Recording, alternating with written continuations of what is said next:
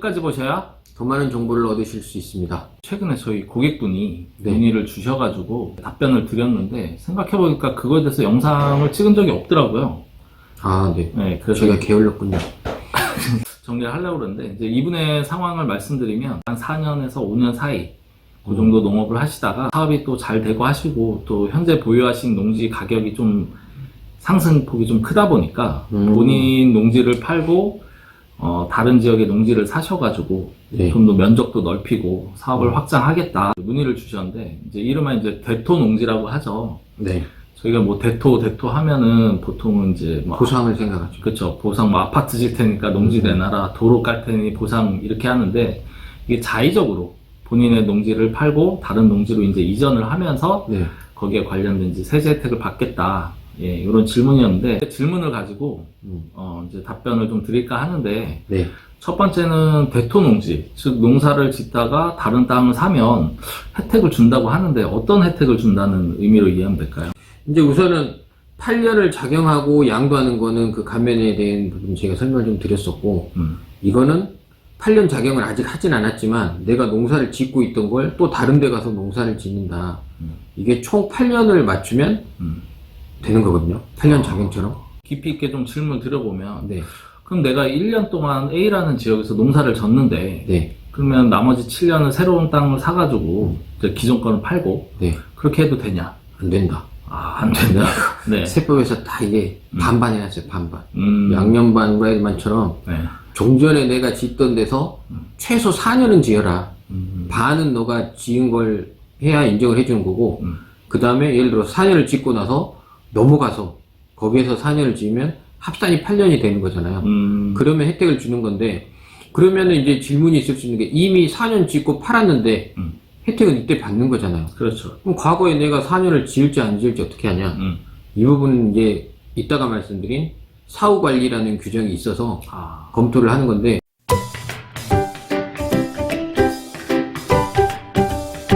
멘트를 조금 구분하기 위해서 기존에 농사 짓던 땅을 종전 농지라고 하고요. 종전 농지. 그 다음에 이제 팔고 새로 사는 땅을 신규 농지. 신규 농지. 네, 이렇게 좀 구분을 네. 할게요. 일단 그러면 종전 농지, 파는 그 종전 농지는 기본적으로 4년을 해야 되는데, 이게 항상 이제 말이 제촌작용이라고 말하거든요. 그렇죠. 그러니까 내가 거기 살면서 농사를 지어야 되는 거예요.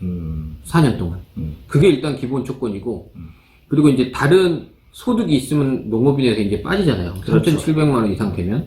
그래서 그 기준이 안 되는 기간이 4년 돼야 되고, 여기서 중요한 게 하나 이제 8년 작용하고 좀 틀린 게 있는데, 8년 작용은 내가 과거에 8년을 농사를 지었기만 하면 돼요. 그렇죠. 농지 대토는 파는 시점에 내가 소득이 있어 버리면 이거는 아예 인정이 안 되는 거예요. 지금 이제 말씀 이 얘기죠. 예를 들어서 기존에 이제 8년 작용 양도세 감면 같은 경우에는 저희가 소득이 있는 기간을 뺀 나머지 그리고 양도일 현재에 소득이 있더라도 8년 이상의 작용을 했다면 양도세 감면이 되는데 네. 이 대토농지 같은 경우에는 양도일 현재에 소득이 있으면 안 된다. 안 된다. 예, 그렇게 이해를 하면 되겠네요. 그렇죠. 왜냐면 8년을 지어서 감면을 해주는 게 아니라 이거는 농사를 짓기 위해 땅을 옮기는 거잖아요. 그래서 농사를 짓는 것만 해야 된다는 거죠. 그리고 이제 종전 농지를 팔면 1년 내에 신규 농지를 사야 됩니다. 그리고 농사를 지어야 돼요. 네. 그리고 만약에 이제 팔기 전에 다른 걸 먼저 살 수도 있잖아요. 그렇죠. 땅이 마음에 들어가지고. 그런 경우에는 산 다음에 1년 내에 기존의 걸 팔아야 돼요. 네. 이 요건을 좀 맞춰줘야 됩니다. 그러니까 농사를 멈추지 말고 이어가라라는 의미로 이해하면 그렇죠. 되겠네요. 1년 이내에 다시 농업을 해야 되고 농지를 구매해야 된다. 이렇게 좀 정리하면 될 것 같아요.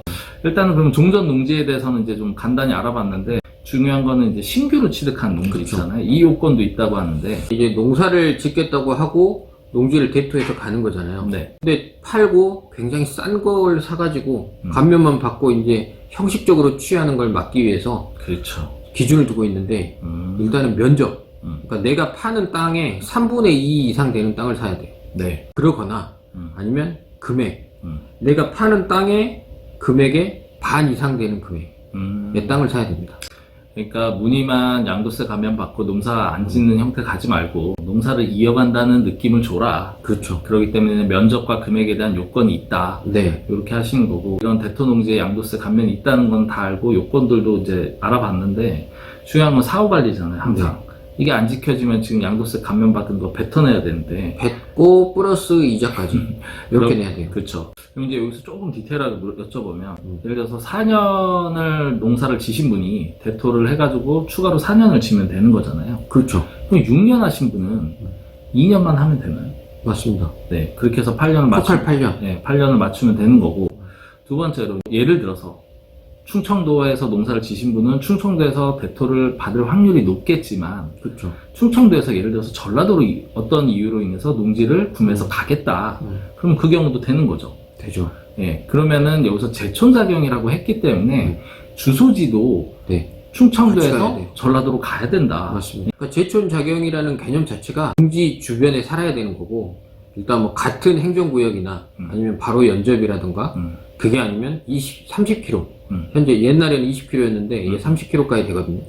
그래서 30km 내에 살면서 농사를 지어야지만 혜택을 받을 수 있습니다. 신규로 취득하는 농지가 예상이 되신다 그러면 거기와 지금 현재 사는 집과의 거리도 따져보셔서 그렇죠. 혹시 원격지면은 대토 농지가 되질 않으니까 맞습니다. 주소지를 이전할지 아니면 다른 땅을 찾으실지 좀 더 고민을 해야 될 것 같고요. 이 영상을 보시면서 뭐 대토에 대해서 어떠한 이유로든 관심 있는 분들이 있으세요. 뭐 사업을 확장해서 더 넓은 농지를 취득하겠다든지 아니면 내가 하고자 하는 농업의 업종이나 이런 것들이 현재 있는 지역보다는 다른 쪽이 기후 조건이나 아니면 시설, 네. 편의, 그 다음에 뭐 지원 사업들이 더 좋아서 이전하는 분들도 있으실 텐데 여기서 이제 저희가 복잡해서 언급은 안 드렸지만 모든 농지가 되느냐라고 얘기를 하세요. 근데 이제 그 부분은 항상 법령에 보면 복잡하게 되어 있는데 그렇죠. 복잡합니다. 예를 들어서 시지역에 있는 농지 중에서 네. 뭐 읍면동을 제외하고 뭐 주상공으로 편입된 지 3년이 지난 농지는 안 된다 뭐 이런 네. 법령들이 있으세요. 네.